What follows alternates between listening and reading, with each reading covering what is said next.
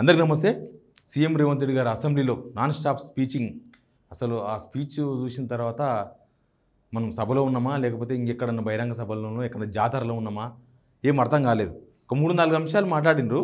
ఈ 3-4 అంశాలు కూడా ఒక అధికార పార్టీలో లేకపోతే సభ అధినాయకుడిగా, సభకు ఆయన నాయకుడు, ముఖ్యమంత్రి ఎవరు ఉంటే వాళ్ళ నాయకులు, సభా నాయకుడిగా ఆయన మాట్లాడవచ్చా? అసలు సుప్రీంకోర్టుకే ఛాలెంజ్ విసిరేటట్లు ఒక సీఎం మాట్లాడవచ్చా? ఇట్లాంటి చాలా అంశాలు దీనిలో ఉన్నాయి. ఇవన్నీ మనం చూద్దాం. అసలు ఒక ముఖ్యమంత్రి ఏం కోల్పోయి మాట్లాడుతున్నారు. ఇప్పుడు ఎప్పుడైనా ఓడిపోయినప్పుడు ఏముంటుందంటే పక్కన వాళ్ళ మీద మనం అబాండాలు వేస్తూ ఉంటాం. మన తాతల కాలం నాటి సామెతలు కూడా ఉన్నాయి కదా. ఏమంటారు, ముఖం బాలేక అద్దం వల్ల కొట్టుకోవడు, లేకపోతే ఆడలేక మధ్యలో ఓడు, తర్వాత ఆడలేక గజ్జలు బాలేవని చెప్పడం, ఇట్లాంటివన్నీ ఉంటాయి కదా చాలా. అట్లనే కనిపించింది మొత్తం. ఇప్పుడు పరిస్థితి అదుపు దాటిపోయింది. ఆల్రెడీ ముఖ్యమంత్రి లైన్ క్రాస్ చేసి చాలా విషయాలు చెప్పేసినారు. ఒక తెలంగాణ సంరక్షకునిగా ఒక కుటుంబం గురించి ఒక కుటుంబ పెద్ద బయట పెట్టుకుంటాడా?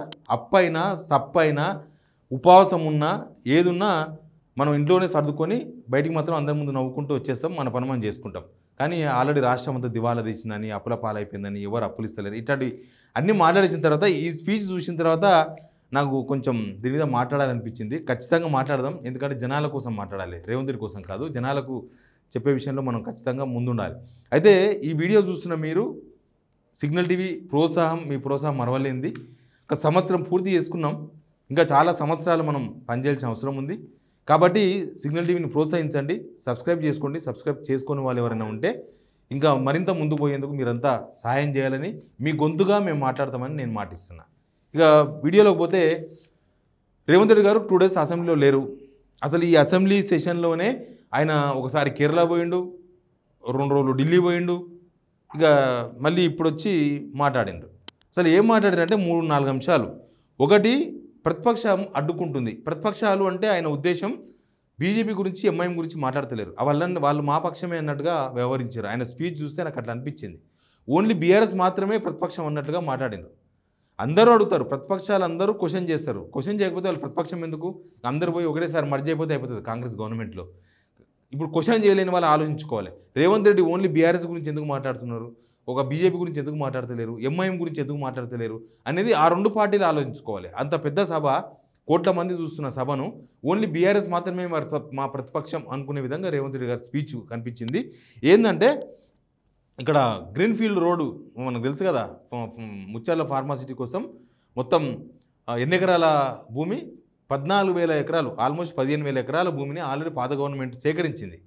ఇప్పుడు అది కాదు, ఇంకొక 15,000 ఎకరాలు సేకరిస్తామన్న కాడ ఆ రైతులందరూ కూడా తర్జన పడుతున్నారు, అడ్డుకుంటున్నారు, రకరకాల. అది రైతుల బాధ. అక్కడ పోతే బీఆర్ఎస్ వాళ్ళ జాగాలు ఏమైనా ఉన్నాయా, లేకపోతే బీఆర్ఎస్ వాళ్ళకైనా పోతుందా?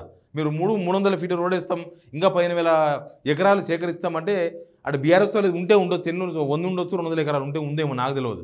కానీ మొత్తం పోయేది రైతులది కదా. మీరు ఇచ్చే కంపెన్సేషన్ దీనికి సరిపోదు కాబట్టి వాళ్ళు అడ్డుకుంటున్నారు. అసలు మీరు 15,000 ఎకరాల్లో ఏం చేస్తారో పని స్టార్ట్ చేయిస్తే చూయిస్తే కనీసం ఆ రైతులను కన్విన్స్ చేసే అవకాశం ఉంటుంది. మీరు ఆ 14,000 ఎకరాలనే ఇంతవరకు వాడలే. అసలు ఏం చేస్తారో తెలియదు. నేను నిన్న కూడా చెప్పిన, చంద్రబాబు నాయుడు హైటెక్ సిటీ కట్టిందంటే హైటెక్ సిటీ మొత్తం భూమంతా సేకరించాలి. హైటెక్ సిటీ కట్టిండి అంతే, ఒక 2,000 గజాలనో, 1 ఎకరాలనో, 2 ఎకరాలనో హైటెక్ సిటీ కట్టేసి వదిలేసిండు. మొత్తం ప్రైవేట్ వాళ్ళు కట్టుకునే బిల్డింగ్స్ అవి. అక్కడ కూడా అట్లే ఉంటుంది. గవర్నమెంట్ మొత్తం కట్టిస్తుందా? అందరికి ఇల్లు కట్టిస్తుందా? 4th సిటీలో కట్టియారు కదా. మరి దానికి 30,000 ఎకరాలు ఎందుకు అనేది ఎవరికైనా అనుమానం వస్తుంది. దానికి ప్రభుత్వం క్లారిఫై చేయలేదు, అది అడ్డంగా మాట్లాడేసిండ్రు. ఆ 15,000 ఎకరాలు ఉన్న 15,000 ఎకరాలు ఫస్ట్ వాడుకోవాల్సిన అవసరం ఉంది. నెక్స్ట్ చాలా ఇంట్రెస్టింగ్ ఎపిసోడ్ పోదాం, తర్వాత మనం ప్రతిపక్షాలు ఆ విషయం మీద మాట్లాడదాం. ఏంటంటే ఎమ్మెల్యేల ఇష్యూ మీద మాట్లాడండి. ఎమ్మెల్యేల ఇష్యూ అది విందాం. మనం విన్న తర్వాత సబ్జెక్టులకు పోదాం. ఆనాడు ఎమ్మెల్యేలు మారితే మీరు మంత్రులు చేశారు, కనీసం మేము అట్లా కూడా చేయలేదు. మారలేదట వాళ్ళు, మేము మారనే లేదు, ముఖ్యమంత్రిని అభివృద్ధిలో కలిసి వచ్చినామంటారు. మీరు మంత్రులు చేసిన వాళ్ళు డిస్క్వాలిఫై కాలేదు, ఉప ఎన్నికలు రాలేదు. బాజాబ్తో గవర్నర్ దగ్గర పోయి మంత్రులే చేసి 5 ఏళ్ళు మంత్రి, 10 ఏళ్ళు, ఒక ఆయన 8.5 ఏళ్ళు, మా అక్క 4.5 ఏళ్ళు మంత్రి చేసింది. ఎన్నడూ ఉప ఎన్నికలు రాలే. కానీ ఇప్పుడు ఉప ఎన్నికలు వస్తే వచ్చే వారమే ఉప ఎన్నికలు అంటారు. అధ్యక్ష ఎట్లా వస్తాయి అధ్యక్ష? చట్టం మారలే, న్యాయం మారలే, స్పీకర్ ఆఫీసు సేమే ఉంది, పాలకపక్షం ప్రతిపక్షం అట్లనే ఉంది, రాజ్యాంగం అసలే మారలేదు. ఇంకెట్లొస్తాయి అధ్యక్ష ఉప ఎన్నికలు? నాకు అర్థం కాలేదు. ఏమంటారంటే ఈ పార్టీ మారిన 10 మంది ఎమ్మెల్యేల భుజాన్ని వేసుకొని మాట్లాడుతున్నారు రేవంత్ రెడ్డి గారు. ఒక సభానాయకుడు సభలో ఉండి సుప్రీంకోర్టును ఛాలెంజ్ చేసే విధంగా మాట్లాడారు. సుప్రీంకోర్టు ఇప్పుడు కేసు సుప్రీంకోర్టులో ఉంది, సబ్జుడిస్లో ఉంది. అంటే ఇంకా సుప్రీంకోర్టు విచారణ చేసి కూడా వేస్ట్ అని మాట్లాడినారు. ఇంకా ఉప ఎన్నిక రానప్పుడు ఇంకా సుప్రీంకోర్టు ఎందుకు విచారించాలి? అప్పుడు కేసీఆర్ చేయలేదా, కేసీఆర్ వాళ్ళని చేర్చుకోలేదా, వీళ్ళని చేర్చుకోలేదా, తలసాని శ్రీనివాస్ మంత్రిగా చేయలేదా అంటే దానికి ఒక సిస్టమ్ పాడైంది. చాలాసార్లు చెప్పినాం కదా, 2/3 అనే ఒక ఫార్ములా ఉంది. మీరు ఆ 2/3 ఫార్ములా ఫాలో కావడంలో ఫెయిల్ అయినరు ముఖ్యమంత్రి గారు. ఎందుకంటే వాళ్ళను 28 మందిని చేర్చుకుంటే ఈరోజు ఈ గొడవ జరిగేది కాదు. మీరు అది మాట్లాడాల్సిన అవసరం లేకుంటుండే, వీళ్ళు సుప్రీంకోర్టుకు పోయే అవసరం లేకుంటుండే, నేను ఈ వార్త చేయాల్సిన అవసరం కూడా లేకుంటుండే. మీరు 28 మెంబర్స్ని చేర్చుకుంటే గొడవ లేదు, కానీ చేర్చుకోలే కదా. 10 మంది దగ్గరనే ఆగిపోయింది. ఎవడు వచ్చేతో లేడు మీ పార్టీకి. ఇప్పుడు ఉన్న 10 మందే బొక్కలు వెతుకుతున్నారు. ఎప్పుడు పోదామా, ఏ బొక్కలకి వెళ్ళి ఏ కలువులకి వెళ్ళి జారిపోదామా అని చూస్తున్నారు. అవతలు చేర్చుకోనికి రెడీగా ఉంటే వెళ్ళిపోదామని చూస్తున్నారు. కానీ సుప్రీంకోర్టును ఛాలెంజ్ చేసే విధంగా సుప్రీంకోర్టు ఇంకేం చేయలేదు. ఇంకా బై ఎలక్షన్ ఎట్లా వస్తుంది? సుప్రీంకోర్టు ఏం చేయలేదు. సుప్రీంకోర్టునే న్యాయం జరగాల్సిన హైకోర్టు సుప్రీంకోర్టు జరగాలి. ఇప్పుడు వాళ్ళు పార్టీ మారినరా లేదా అంటే వాళ్ళు మారలేనంత మాత్రం నిజం కాదు కదా. సుప్రీంకోర్టు అన్నీ చూస్తే కదా. ఎవరినైనా అడగండి, 5వ తరగతి పిల్లలని అడగండి. ఎందుకు రేవంత్ రెడ్డి గారు వాళ్ళ ఇంట్లో చిన్నపిల్లలు ఉంటే వాళ్ళని కూడా అడగవచ్చు. పార్టీ మారినరా లేదా అంటే మారినని చెప్తారు. అది అందరికీ తెలుసు, ఓపెన్. దానికి పరీక్ష అవసరం లేదు, దానికి పొలిటికల్ నాలెడ్జ్ కూడా అవసరం లేదు. పార్టీ మారినా లేదా ఆ కాన్స్టిట్యూన్సీలో ఎవరికైనా ఒక మైక్ పెడితే పార్టీ మారిన ఎమ్మెల్యే అంటే మారినని చెప్తారు. సింపుల్ కదా. మరి అట్లాంటప్పుడు ఆయన వాళ్ళని సపోర్ట్ చేస్తున్నాడు. మీ పార్టీలో చేరలేదు, రైట్. మీరు వేసిన కండువ ఏందో మీకే తెలియదు, రైట్. మరి మీరెందుకు సుప్రీంకోర్టుకి చెప్పలేదు? వీళ్ళు అసలు పార్టీ మారలేదు, అసలు వీళ్ళు మాకు సంబంధమే లేదు. వీళ్ళు చెప్తున్నారు చేరలేదు అని, కానీ వీళ్ళు చెప్పాలి కదా. ఇప్పుడు స్పీకర్ ఆఫీసు, ఇప్పుడు స్పీకర్ తరఫున ఇంకా వాదన జరగలేదు, రైట్. ఆర్గ్యుమెంట్ చేయలేదు. స్పీకర్ ఆఫీస్ నుంచి సెక్రటరీ చేసిండు కదా ఆర్గ్యుమెంట్. ఆయన అఫిడవిట్ వేసిండు కదా సుప్రీంకోర్టులో. ఏమన్నా అఫిడవిట్ వేసిండు ఆయన? ఏమన్నా అఫిడవిట్ వేసిండు? అవును, మీరు కేసు బుక్ అయినాక అంటే సుప్రీంకోర్టు నోటీస్ ఇచ్చిన తర్వాతనే స్పీకర్కు నోటీసులు ఇచ్చిండ్రు. ఆయనకు 3 వారాలు టైం ఇచ్చిండ్రు సమాధానం ఇవ్వమని. వాళ్ళు మరింత టైం అడుగుతున్నారు, కావాలని ఇంకొక 4 వారాలు టైం అడుగుతున్నారు. అది కూడా ఇచ్చినాం. మీరు ఫిర్యాదు చేసిన తర్వాత వితిన్ 20 డేస్లోనే కోర్టుకు వచ్చేసిండ్రు. స్పీకర్కు చర్యలు తీసుకునే అవకాశమే లేకుండా చేసిండ్రు అన్నారు కదా. చేసింది అసెంబ్లీ సెక్రటరీ అంటే ఏంది? మరి ఆయన అఫిడవిట్ వస్తుంది అంటే సుప్రీంకోర్టు మీరు అందరూ కలిసి జీరో వేద్దాం అనుకుంటున్నారా? సుప్రీంకోర్టు మోసం చేద్దాం అనుకుంటున్నారా? లెజిస్లేచర్ ఒక సిస్టమ్ అయితే ప్రజాస్వామ్యంలో సుప్రీంకోర్టు అంతకన్నా పెద్ద సిస్టమ్ కదా అందరికీ. మరి ఒక సిస్టమ్ ఇంకో సిస్టమ్ను జీరో చేసే ప్రయత్నం నడుస్తుందా? దీని అర్థం ఏంది? ఉప ఎన్నికలే రావు. ఎందుకు? ఇప్పుడు లీడర్ అనేవాళ్ళు ఉప ఎన్నిక వస్తుంది, లేకపోతే ఉప ఎన్నిక వస్తే మేము పోరాడతాం. అసలు యుద్ధమే రాదు అంటే మనం పారిపోతున్నట్టు లెక్క. యుద్ధం వస్తుంది, మేము రెడీగా ఉన్నాం కొట్లానికి, దేకులేంగే. మేము సంక్షేమ పథకాలు అమలు చేసినాం, మేము అవి చేసినాం ఇవి చేసినామని చెప్తారు కదా. మేము గెలుస్తామని చెప్పాలి. అప్పుడు బీఆర్ఎస్ వాళ్ళకి భయం అవుతుంది. అప్పుడు బీఆర్ఎస్ వాళ్ళు భయపడతారు. ఇప్పుడు ఎట్లుందంటే బీఆర్ఎస్ ఏమో ఉప ఎన్నిక రావాలి చూసుకుందాం అన్నట్లుంది. ఈయననేమో ఉప ఎన్నిక రాదని భయపడుతున్నట్టుగా అనిపిస్తుంది.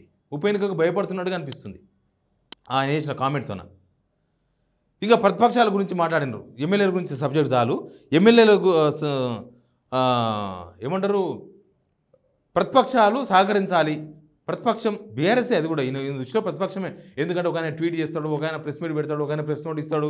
కౌన్సిల్లో ఉన్న కవితను కూడా గుర్తు చేసిండు. కవిత ఏదో చేస్తుంది, కౌన్సిల్లో ఉన్న వాళ్ళు ఏమో చేస్తారు అంటే ఏంది? ప్రతిపక్షంలో ఉన్న వాళ్ళు సలహాలు ఇవ్వాలట. మీరు లక్షల రూపాయలు జీతాలు ఇచ్చి ఆంధ్రప్రదేశ్కి వెళ్ళి కూడా తీసుకొచ్చుకుని సలహాదారులు పెట్టుకుని వాళ్ళంతా ఉత్తదేనా? వాళ్ళంతా వేస్టా? మీ దాంట్లో ఇంతమంది మినిస్టర్స్ అవసరమైతే మేము సీఎం అని చెప్పుకునే వాళ్ళేం సలహాలు ఇస్తలేరా రేవంత్ రెడ్డి గారికి? ప్రతిపక్షం కొట్లాడకపోతే వాళ్ళు ప్రతిపక్షం ఎందుకవుతారు? ప్రతిపక్షం కావాలి, ప్రతిపక్షం కాకపోతే ఎట్లా అంటే వాళ్ళని కూడా మీ దానిలో మర్జీ చేస్తున్నామని చూస్తుండ్రా? కొట్లాడని. ఇప్పుడు ఇండస్ట్రీస్ గురించి మాట్లాడినారు, ఆ వాయిస్ కూడా వినండి. ఇండస్ట్రీస్ గురించి తర్వాత మనం మాట్లాడదాం. ఇంత సింపుల్ లాజిక్ అంటే రేపు పొద్దుగాల మీరు ఏ పరిశ్రమల కోసం భూమి సేకరించరా? ఏ రోడ్ల కోసం విస్తరించడానికి మీరు భూములు సేకరించరా? ఈ రాష్ట్రంలో పరిశ్రమలు రావద్దా? ఈ రాష్ట్రంలో పెట్టుబడులు ఎవరు పెట్టొద్దా? ఈ రాష్ట్రంలో చదువుకున్న నిరుద్యోగులకు ఉద్యోగ ఉపాధి అవకాశాలు ఇవ్వొద్దా? ఏమంటున్నారంటే అక్కడనే 400 ఎకరాల అమ్మకానికి పెట్టారు కదా, అది కరెక్ట్ అని వాదిస్తున్నారు రేవంత్ రెడ్డి గారు. ఎందుకంటే డెవలప్మెంట్ కోసం అంటది. అంటే మనం అమ్మేస్తే వాళ్ళు వచ్చి బిల్డింగ్లు కట్టుకుంటారు. మన చేత కాదా? గవర్నమెంట్ రేపు నాడు ఐటీ కంపెనీలు పెద్ద పెద్ద కంపెనీలు ఇస్తే వాళ్ళు కొనుక్కొని బిల్డింగ్లు కడతారా? వాళ్ళకి మనం భూమి ఇస్తే, సబ్సిడీలు ఇస్తే, అన్ని రకాల సౌకర్యాలు కల్పిస్తే అప్పుడు పెద్ద కంపెనీ వచ్చి ఒక కంపెనీ పెట్టి మనకు ఉద్యోగాలు ఇస్తారు. ఎస్సీయూకి సంబంధం లేదు, హైదరాబాద్ సెంట్రల్ యూనివర్సిటీ పక్కనే ఉంటుంది, సంబంధం లేదు కాదు. పాత గవర్నమెంట్ వాళ్ళకి ఇస్తామని హామీ ఇచ్చింది కాబట్టి వాళ్ళు అడుగుతున్నారు ఈ భూమి మాకు వదిలేయండి అని. ఆ భూమి వదిలేస్తే తప్పే ఉన్నది, వాళ్ళు ఎస్యూ వాళ్ళు అడిగేది తప్పే ఉంది, దానిలో కూడా రాజకీయమే, దాని వెనుక కూడా బీఆర్ఎస్ ఉందట. బీఆర్ఎస్ను హైలైట్ చేస్తున్నారు వీళ్ళే, రేవంత్ రెడ్డి హైలైట్ చేస్తున్నాడు. లేకపోతే ఆ భూమి విషయంలో ఒక పబ్లిక్ హియరింగ్ ఏమైనా చేసిండ్రా? ఎడితిరిగి ఆ భూమిని అమ్ముతాం అని చెప్తున్నాయి. ఆయన భూమిని అమ్మాల్సిందే, అమ్మపోతే మాకు వ్యవహారం నడవదు అన్నట్టుగా మాట్లాడుతున్నారు. ఇక ఒక ఫైనల్గా ఒకటి చూపిస్తా, ఎందుకంటే ఇక్కడ బీఆర్ఎస్ వాళ్ళు ప్రతిపక్షం, అక్కడ కాంగ్రెస్ ప్రతిపక్షం. ఢిల్లీలో రాహుల్ గాంధీ గారు ఏం మాట్లాడిన విన్న తర్వాత దీని కంక్లూజన్ దొరుకుతుంది, మనకు కూడా ఒక కంక్లూజన్ వస్తుంది. మాట వినండి. I said, look, as LOP, let me speak. Let me say what he just ran away.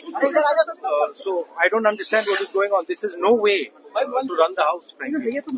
I mean, literally, speaker उठ के मतलब एकदम निकल गए मुझे, मतलब एक शब्द नहीं बोले दी. రాహుల్ గాంధీ గారు ఏమంటున్నారంటే నాకు మాట్లాడే అవకాశం ఇస్తలేరు, నేను మైక్ అడిగితే నా మైక్ కట్ చేసి పడేస్తున్నారు మాట్లాడంగానే, అక్కడ స్పీకర్ ఓం బిర్లా గారు పారిపోతున్నారు అని మాట్లాడింది. ఇక్కడ ప్రతిపక్షాలు అవే మొత్తుకుంటున్నాయి, అక్బరుద్దీన్కి మైక్ ఇస్తారంట బాగా. అరే ఇంత మాట్లాడిన తర్వాత చర్చ రేవంత్ రెడ్డి గారు అన్నారు మాకు సలహాలు ఇస్తేనే మైక్ ఇస్తాం, సలహాలు ఇవ్వకపోతే మైక్ ఇవ్వమన్నాడు. సలహాలు ఇయనికి అసెంబ్లీ ఎందుకు, సలహాలు ఇయనికి అసెంబ్లీలో వాళ్ళ ప్రతిపక్షం ఎందుకు, మీరెందుకు అసెంబ్లీలో సలహాలు ఇచ్చుకునేది ఉంటే మీరు అక్కడ చింతచేల కింద కూర్చుండ్రి. అసెంబ్లీ పెట్టి వాళ్ళకి టీఎల్ ఇచ్చి డిఎల్ ఇచ్చి వాళ్ళందరికీ తిండి పెట్టి మటన్ బొక్కలు పెట్టి ఏసీలో కూర్చోబెట్టి ఈ చర్చలు ఎందుకు? సమస్యల మీద చర్చించాలి కదా మీరు. అట్లా అడిగితే ప్రశ్న అడిగితే ఇయ్యరంట మైకు. ఇప్పుడు రాహుల్ గాంధీ ఏమంటున్నారు నాకు మైక్ ఇస్తే లేరంటున్నాడు. అంటే ఇంతే, ప్రతిపక్ష పార్టీలకు మైకులు ఇవ్వద్దని గవర్నమెంట్ అనుకుంటే ఇక్కడ రేవంత్ రెడ్డి చేసేది కరెక్టే అనుకుందామా మనం? సలహాలు ఇయనికే మీరు వేరే అడ్డం పెట్టుకోండి, వేరే అడ్డం పెట్టుకుని అక్కడ మాట్లాడుకుని సలహాలు ఇచ్చేది ఉంటే. ప్రశ్న జనాలు అసెంబ్లీ కోసం చూసేది మా సమస్య వస్తుందేమో, చర్చకు ఒక పరిష్కారం దొరుకుతుందేమో అని చూస్తారు. ప్రతిపక్ష వాళ్ళు ఆ క్వశ్చన్ తీసుకొచ్చి అడుగుతారు, దానికి సమాధానం చెప్తే చెప్పండి, లేకపోతే మేము ఇంతే మోనార్కులం, మేము మమ్మల్ని ఎవరు మోసం చేయలేడు, మమ్మల్ని మేమే మోసం చేసుకుంటాం చెప్పండి, ఇబ్బంది ఏమున్నది దానిలో? అని డబ్బులు ఖర్చు పెట్టి సలహాల కోసం ఆడ.